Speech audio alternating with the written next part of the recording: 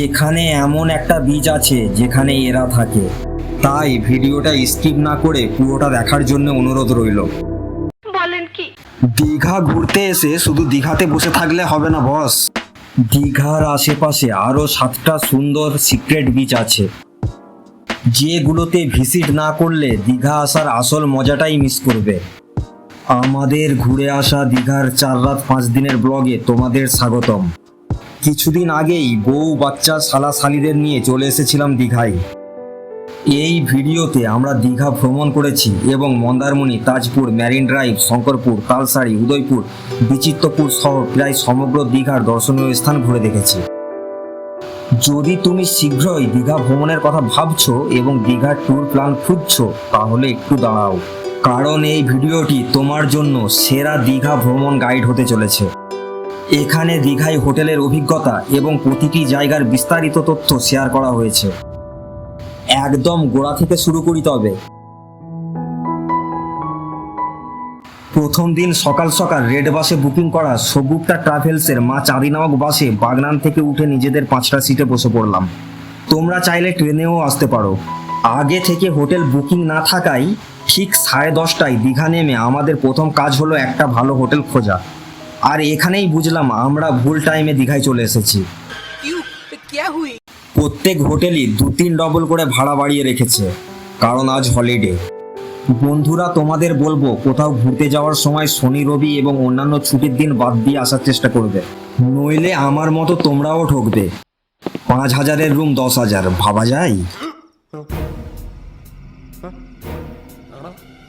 এদিকে টোটোওয়ালা মাত্র 60 টাকা ভাড়ার জন্যে আমাদেরকে সঙ্গে নিয়ে এতক্ষণ ঘুরছে দেখে খারাপ লাগায় ওকে আরো 150 টাকা বকশিস দিয়ে এই হোটেল রোজানাতেই থাকার জন্য মনস্থির করলাম। শালা, আগে তো জানি না এখান থেকে 20% টাকা টোটোওয়ালার পকেটে যাবে। জানলে 2,000 টাকা বেঁচে যেত। আমার ভুল হয়েছে, ক্ষমা করে দে। টপ ফ্লোরে এই হলো আমাদের রুম। খারাপ নয়, সাথে ব্যালকনি থেকে সমুদ্র দর্শনও পাওয়া যায়। বন্ধুরা, তোমাদের বলবো সবসময় নিজে হোটেল খোঁজার ব্যবস্থা করবে বা আগে থেকে অনলাইনে হোটেল বুকিং করে রাখবে, না হলে ঠকতে হতে পারে। এই রুমটার ভাড়া 6,000 টাকা পার নাইট।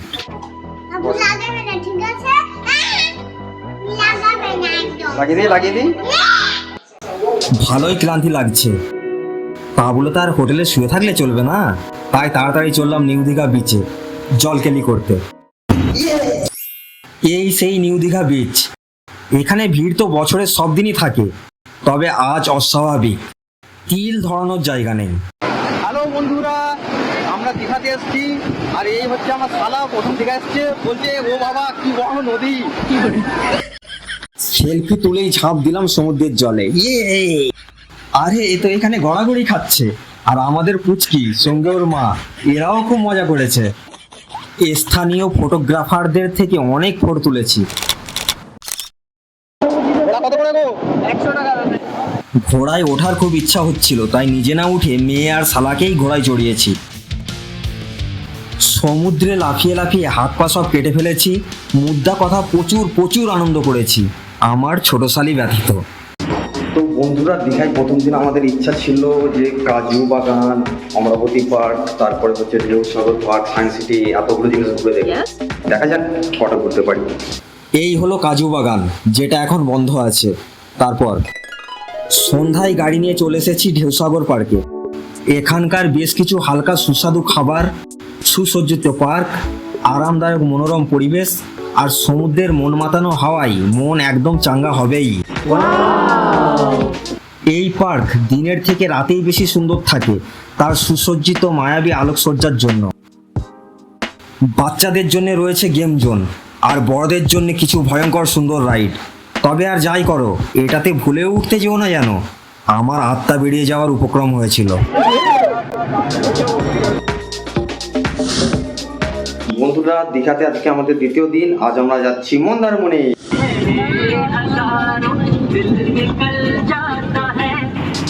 পরের দিন সকাল সকাল চলে এসেছিলাম মন্দারমণি।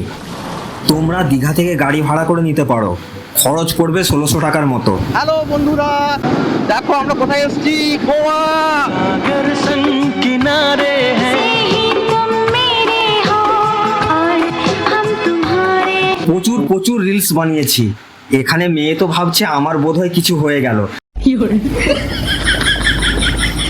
হা হা হা হা, তবে ও প্রচুর আনন্দ করেছে।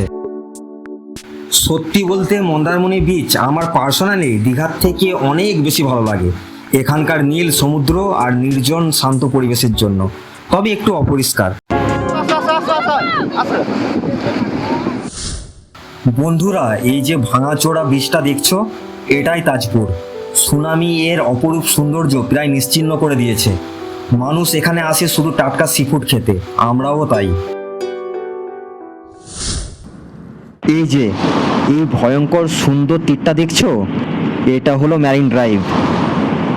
সত্যি বলতে আমি এমন একটা জায়গায় খুঁজছিলাম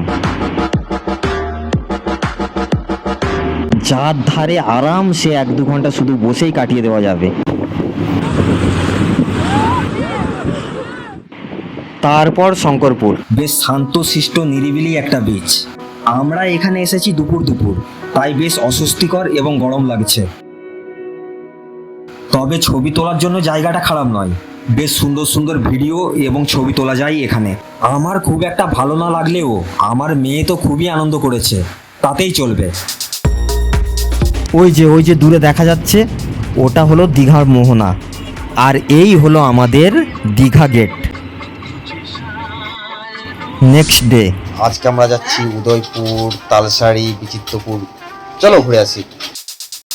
গাড়ি নিয়ে বেঙ্গল আর উড়িষ্যার বর্ডার টপকে চলে এলাম তালসারি।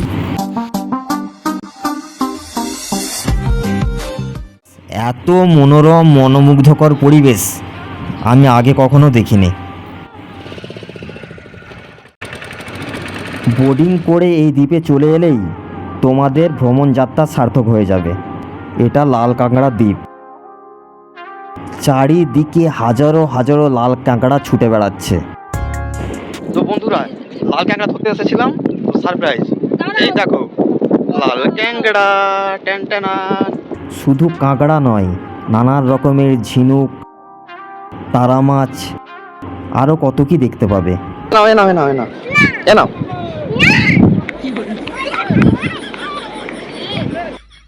সন্ধে হয়ে আসায় তাড়াতাড়ি চললাম মিনি গোয়ার দিকে। এই যে এইটা উদয়পুর বিচ, যা পার্টি লাভার এবং মাতালদের জন্য স্বর্গরাজ্য। জলের উপর বসেই তোমরা সব ব্যবস্থা পেয়ে যাবে, সব মানে সব। তবে ফ্যামিলি নিয়ে এখানে না আসাই ভালো, না হলে তোমরাও আমার মতো অস্বাস্থ্যকর পরিবেশে পড়তে পারো। যাই হোক, এখন যাচ্ছি ম্যানগ্রোভ দেখতে। জলের ওপর দিয়ে বোর্ডে করে যেতে হবে। বোর্ডিংয়ে খরচা পড়বে 1200 টাকার মতো। ওয়াও, এই সেই বিচিত্রপুর, সুন্দর শান্ত সমুদ্রের চর আর দূরে ম্যানগ্রোভের জঙ্গল। ওহো, তোমাদেরকে তো বলাই হয়নি, আজ উড়িষ্যার এই 4টি বিচ দেখার জন্য গাড়ি ভাড়া পড়েছে 1200 টাকার মতো। সন্ধে হয়ে আসায় আজ আর জঙ্গলের দিকে ঢুকলাম না। সমুদ্র তীরে এসে সিফুড না খেলে সমাজ মেনে নেবে না, তাই দীঘা ফিরেই মাছ, কাঁকড়া, চিংড়ির প্লেট উড়িয়ে দিলাম। সেই স্বাদ। আজ 4র্থ দিন, পুরনো হোটেল ছেড়ে নতুন হোটেলে এসে উঠেছি। এর নাম আশা। ভাড়া অনেকটাই কমে গেছে, যেহেতু ছুটি কেটে গেছে তাই। এটা 3500 টাকা পড়েছে। সেম রুম পাশে আরেকটা নিয়েছি। তবে আজ আমাদের ভাগ্যটা খারাপ, এখানে আসতে না আসতেই নিম্নচাপ শুরু হয়ে গেছে। তার সাথে আমাদের বাকি সমস্ত প্ল্যানে জল ঢেলে দিয়েছে। শুধু শুধু বসে না থেকে লাঞ্চ করে নেওয়াই ভালো। লাগছে প্রচন্ড আমাদেরকে। এবার আমরা কিছু খাওয়া দাওয়া করব, তো চলো দেখা যাক কি খাওয়া দাওয়া করা যায়। খাবারের কোয়ালিটি নিঃসন্দেহে ভালো, বেশ কি সুন্দর প্যাকিং করে খাবারগুলো এসেছে, দেখেই ভালো লাগছে, খেতে তো ভালো হবেই। যাই হোক, বৃষ্টির জন্য তো আর সারাদিন হোটেলে শুয়ে থাকা যায় না, তাই বৃষ্টি থামতেই আবার সমুদ্র স্নানে চলে এলাম। আজ সমুদ্র বেশ উত্তাল, হোক না, দীঘা এসেছি, সমুদ্রে নামবই। বন্ধুরা এখানে একটু সাবধানে নামবে, আমি কিন্তু পড়ে গিয়ে খুব ব্যথা পেয়েছিলাম। লাগুক ব্যথা, তবু আনন্দ করতে হবে। দেখো কেমন আনন্দ করছি, পারবে পারবে এরকম লাফাতে। বৃষ্টির জন্য আজ সায়েন্স সিটি, জাহাজ বাড়ি কোথাও না যেতে পেরে রাতে বিচ মার্কেটেই সময় কাটালাম। Good morning. আজ চতুর্থ দিন, সকাল সকাল চলে এসেছি মোহনা। এখানকার সৌন্দর্যতাই দীঘা প্রেমী মানুষদের মূল আকর্ষণ। এখানে চম্পা নদী বঙ্গোপসাগরের সাথে এসে মিলেছে। জোয়ারের সময় এই পুরো রাস্তাটাই জলের তলায় থাকে। এখন যেহেতু ভাটা, তাই আমরা হাঁটাচলা করতে পারছি। সত্যি দীঘার এই একটা সুন্দর স্পট।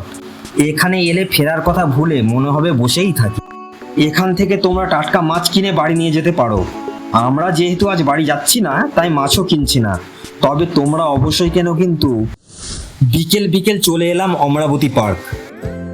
এই হলো পার্কের রোপওয়ে। আমি এর আগে একবার উঠেছি, তবে বাকিরা না ওঠাই তাড়াতাড়ি চড়ে বসলাম। হ্যালো বন্ধুরা, আমি উঠেছি এখন বইতে। তোমার কিরকম লাগছে এখানে? খুব ভালো লাগছে। তোমাকে ভয় লাগছে না তো? না, ওই এদিকে দেখ, ভালো লাগছে। কেমন লাগছে? ওপর থেকে ভিউটা বেশ সুন্দর। গোটা পার্কটাই প্রায় দেখা যাচ্ছে। এখানে আমাদের কাউকেই খুব একটা ভালো না লাগাই তাড়াতাড়ি নৌবিহারের জন্য ছুটলাম। টিকিট কেটে একটু অপেক্ষা করছি, কারণ আমরা যেহেতু 6 জন আছি, তাই আমাদের জন্য স্পেশাল 6 সিটার প্যাডেল বোট আসছে। আর এই তো এসে গেছে। নিঃসন্দেহে এখানেই আমরা সকলে সব থেকে বেশি আনন্দ করেছি। এরপর পার্কে আরও কিছুক্ষণ ঘুরে চলে এলাম হোটেলে। সন্ধ্যায় সেজেগুজে বেরিয়ে পড়লাম কিছু কেনাকাটার উদ্দেশ্যে বিচ মার্কেটে। তোমরাও চাইলে এখান থেকে অনেক কিছুই কিনে নিয়ে যেতে পারো। বিচের ধারে একটু হাওয়া খেয়ে চলে এলাম হোটেলে ঘুমানোর জন্য। আজ পঞ্চম ও অন্তিম দিন। হোটেল ছেড়ে বেরিয়ে যেতে হবে, তাই মনটা একটু খারাপ। কি আর করা যাবে, ফিরতে তো হবেই। হোটেল থেকে চেক আউট হবার পর সোজা চললাম ওল্ড দীঘা সি বিচের দিকে। এই যে এটাই ওল্ড দীঘা সি বিচ, যেখানে স্নান করা রিক্সি, তবুও কত লোক স্নান করছে। আর এটা হলো ওল্ড দীঘা সি বিচের সব থেকে সুন্দর জায়গা।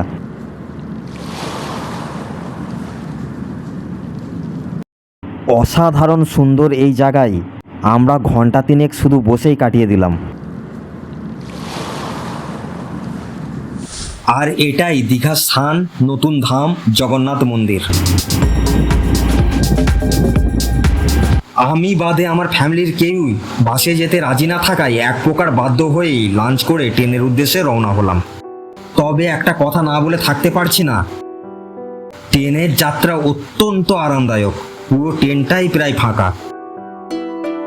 ভিডিওটা ভালো লাগলে লাইক ও সাবস্ক্রাইব করে পাশে থাকবে। টোটাল খরচার কথা না হয় নাই বললাম।